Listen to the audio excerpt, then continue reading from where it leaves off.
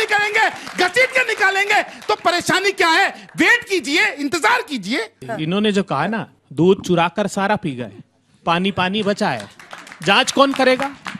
जांच कौन कर रहा है? अमेरिका से बुला लीजिए। अब आप ये देखिए, मैंने मैंने आपको प्रमाण दिया। बांग्लादेश से बुला लीजिए, आपको प्रमाण दिया। पाकिस्तान से बुला लीजिए। पाकिस्तान नहीं जाए तो पेट में दर्द होने लगता है इनको।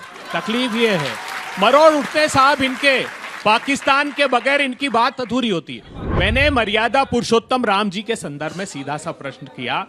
हम लोगों ने पूछा कि साहब ये बताइए, आपने उसी व्यक्ति को जांच के दस्तावेज सौंप दिए जिस पर चले नपेंद्र मिश्र, सरयू को रक्त रंजित करने वाला वो आदमी है।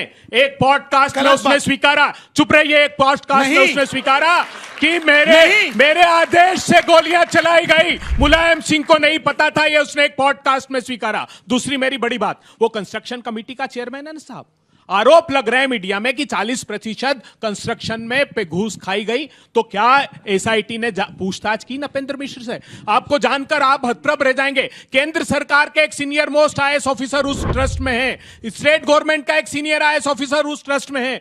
किसी एसआईटी के मेंबर ने उनसे पूछताछ की? क्यों पूछताछ नहीं की? अरे अखंड पाप में डूबे हुए हैं ये। मुझे बताइए, इस नोटिस को देने वाले आदमी का, वो अमेरिका से पढ़ के आया था, उसका पूरा इंटरव्यू है, गूगल पे जाकर देखिएगा। विश्व बंधु उपाध्याय का, उसने कहा अमेरिका से पढ़ाई की कि ताकि मैं भारत को सुधार सकूं। और इन दुष्ट लोगों ने भगवान के चंदे में चोरी के नोटिस को मुझे प्रताड़ना का एक तरीका निकाल लिया। मुझे सस्पेंड तक इन लोगों ने कराया। आज तक भी इस पर कोई कार्रवाई नहीं हुई। जानते हैं कहां है 1400 करोड़ रुपए? किसी को नहीं पता है। राम आंदोलन से लेके, राम मंदिर के निर्माण से लेके अब ये पाप कर रहे हैं। अरे इंडियन बुलियंस एसोसिएशन ने अपना स्टेटमेंट दिया, कहां है उनकी रसीद? अगर 200 किलो चांदी उन्होंने दी तो उनको रसीद तो देना चाहिए थी। काग भुसुंडी देने वाली भारद्वाज, वो मैडम कह रही है कि आज तक मुझे कोई रसीद, बार बार आग्रह करते रहे रसीद दीजिए।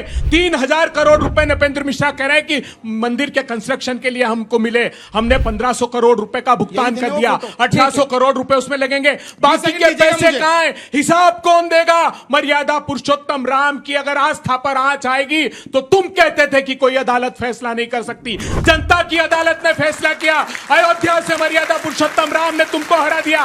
रामेश्वर से मर्यादा पुरुषोत्तम राम को तुमने हरा दिया। चित्रकूट से भगवान राम ने तुमको हरा दिया।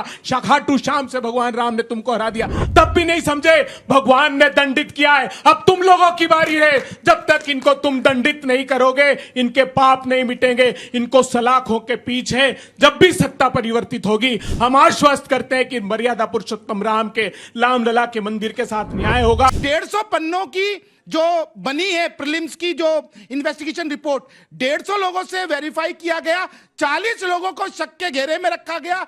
मैं तो हतप्रभ हूं साहब। अभी तो कह रहे थे कॉन्फिडेंशियल रिपोर्ट है, उसके इंटरनल इश्यूज कैसे पता इनको? आएगी, सामने आएगी। इसका अर्थ है कि वो संदेह के घेरे में हैं। इसका अर्थ है कि इन लोगों ने अपने दफ्तर में वो रिपोर्ट तैयार की है।